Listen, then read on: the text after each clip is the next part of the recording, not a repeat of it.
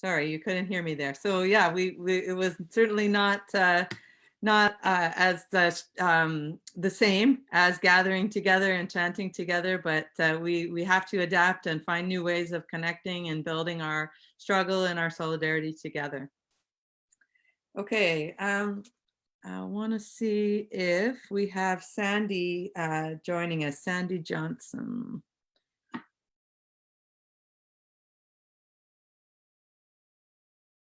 Because again, I can't see the names of the people who are just joining with audio.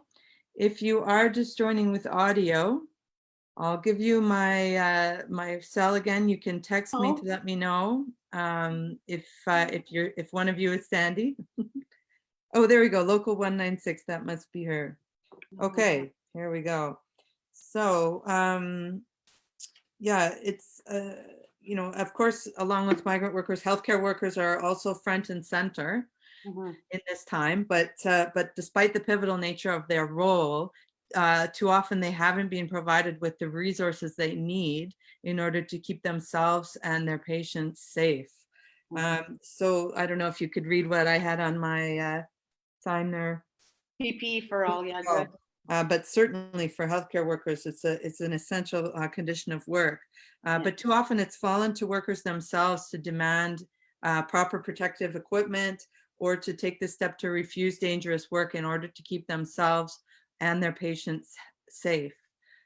So our next speaker represents community nurses who are tasked with assisting some of the most vulnerable people during this crisis. Sandy Johnson is the first vice president of the United Nurses of Alberta, Local 196. So welcome to Sandy. Oops. What happened to you there? Where did you go?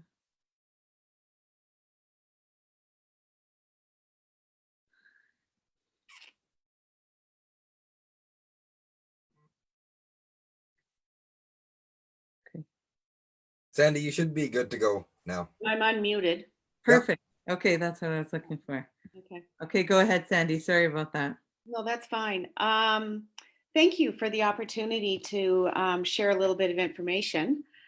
You are correct. I do come from a local that represents community nurses. And for people who may not be familiar with what that is, we are home care nurses, some of whom go into supportive living sites, some of whom go to some long-term care, many go into homes.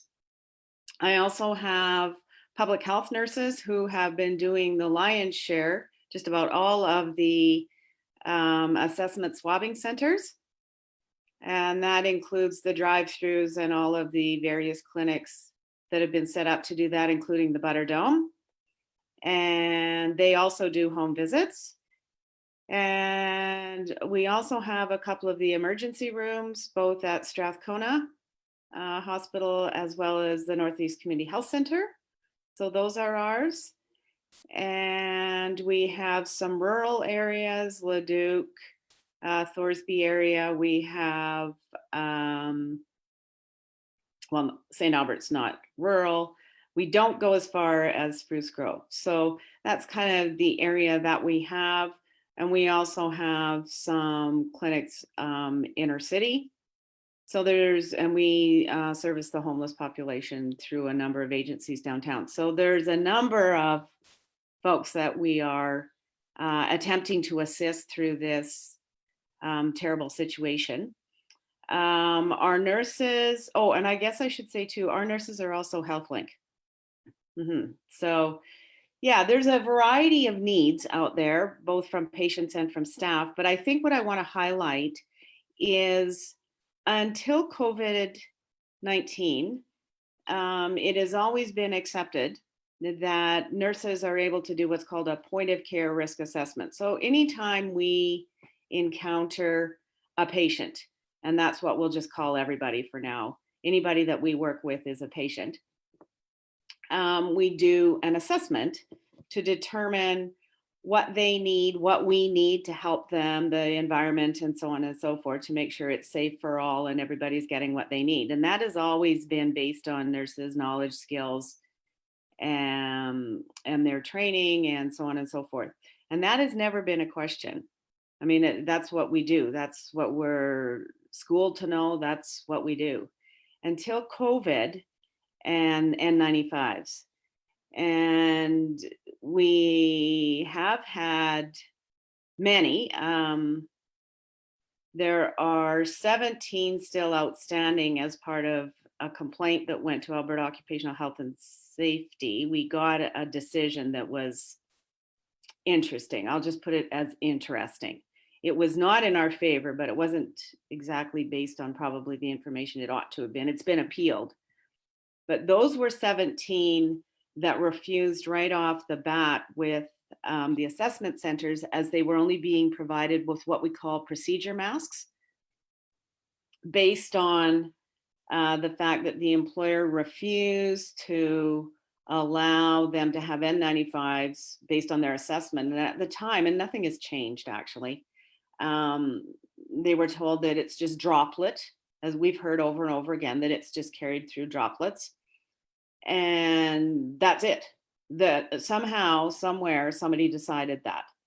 And even, the European Union, and we had information from all over the world, and the nurses were aware of it. I mean, they do their homework. And so because there was still disagreement amongst the experts, nobody could say for sure.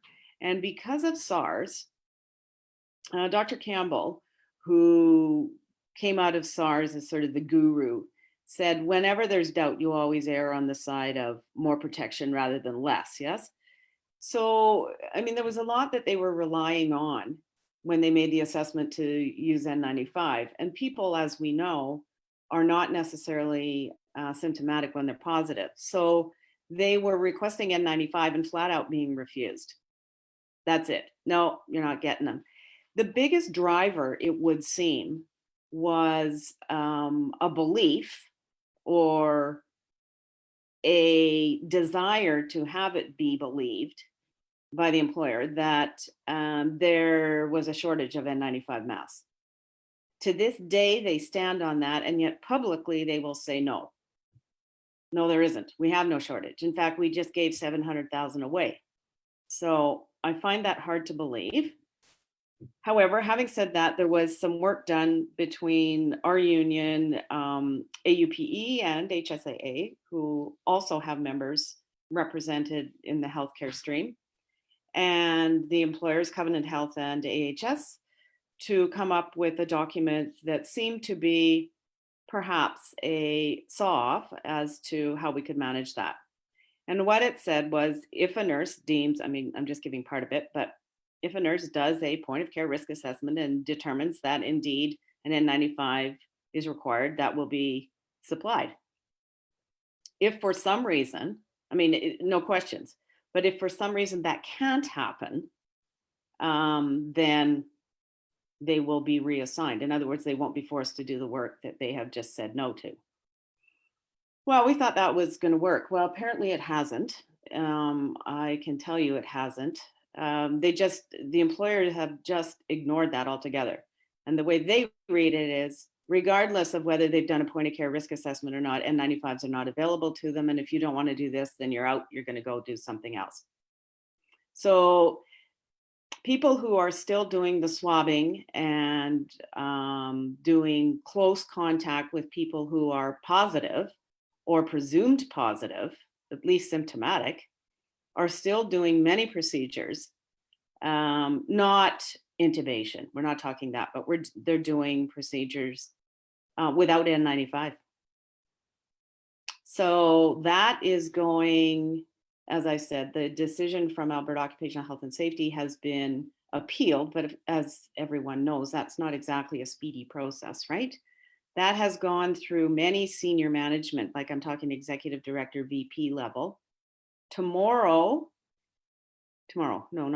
Monday, it goes to our community joint workplace health and safety committee. And then from there, it will have to go to the CEO, but this will be taken from the staff themselves. as the presentation, not through any senior management that I don't know what kind of spin they put on it or what they think, but that's sort of where we're at. So as great a job as they're doing, and God love them, they're doing a good job. I mean, we're all out there trying to do the best we can, but yeah, their lives are at risk. And the concern seems to be more, and I don't want to say that it's not okay, but the concern is more, well, what about the patients? Well, make no mistake, the staff is concerned about the patients. That's why they keep doing what they're doing in spite of the fact that their own health is at risk. But at some point we have to say, excuse me, but what about the staff? They're your responsibility. What about the staff? And I guess the question would be, well, how many staff have been affected? The honest to God truth is we don't know. They won't tell us. So unless we happen to know somebody personally, or somebody knows somebody and tells us, they will not reveal the staff that have been affected. In other words, have tested positive and maybe hospitalized. I don't know. They will not say where they're from. They will not say whether they're male or female. They won't say anything about them. They'll just throw them into the pool of healthcare workers. So that's my spiel. That's what it's like to be frontline in community. It's tough.